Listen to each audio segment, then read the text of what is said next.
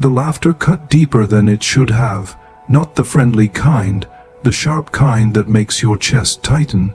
We were sitting in a downtown bistro, white tablecloths, soft piano music playing in the background, when my son-in-law leaned back in his chair like he was on stage. "George," he said loudly, pointing to my jacket, "is that thing from a museum? You planning to auction it or something?" A few people around the table laughed nervously. My daughter stared at her plate. That silence hurt more than his joke ever could. I kept my voice calm. "It's old," I said, "but it's seen a lifetime of honest work, and it helped raise your wife." Adam smirked and shook his wine glass. "Yeah, well, work is overrated when you've got ambition." I stayed quiet, fingers locking together beneath the table. For 4 decades I'd worked construction, built homes, paid tuition, skipped comfort so my daughter could chase dreams. And here sat a man who inherited his success, mocking the man who built hers. Throughout dinner, Adam hardly paused to breathe between boasting, crypto investments, real estate deals. Manual labor is something people do before they learn to think bigger. Then the bill arrived. He grabbed it instantly. "Relax, George," he said loudly, "this one's on me. I wouldn't want anyone struggling over a check."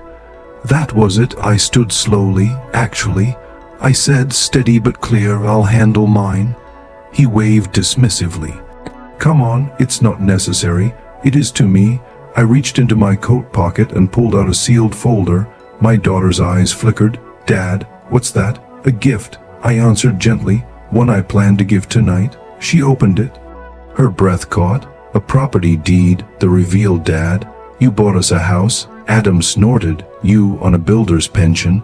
I met his gaze. "I didn't buy it," I said calmly. "I built it." The table fell silent. Every beam, every wall, every nail. My daughter looked stunned. "I spent the last 2 years putting it together after work, so you'd have security." I reached forward and reclaimed the folder. Adam jolted. "Hey, what do you think you're doing? Changing my mind?" My daughter's voice trembled.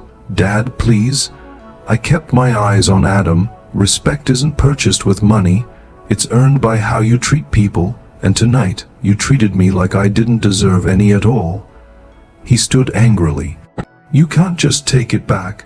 It's still in my name," I replied calmly, "so I can." Then quietly I added, "You embarrassed yourself long before I stood up." I paid for my meal only and walked out. The winter air hit like freedom. Halfway down the sidewalk, I heard footsteps. "Dad," Emily called. She was crying. I should have said something. I stayed quiet because I didn't want to start a fight. But watching you walk away like that, it broke me. I faced her. "Peace isn't silence, sweetheart.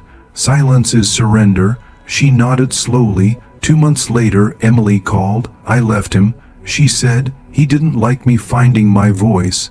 She had gone back to work, rebuilt her confidence. "And Dad," I looked at the house you built. "I want to live there with Lily." My chest tightened. "It's yours," I whispered. A week later, I pulled up to that house, a wooden fence, a small garden out front. My granddaughter dashed from the porch. "Grandpa?" I lifted her into my arms. "You see this place?" I asked her softly. She grinned. "It's beautiful." And she was right. Not because of the walls, but because respect had finally moved in. Never confuse quiet strength with weakness. Some of the strongest lessons aren't shouted. They're built, one brave decision at a time.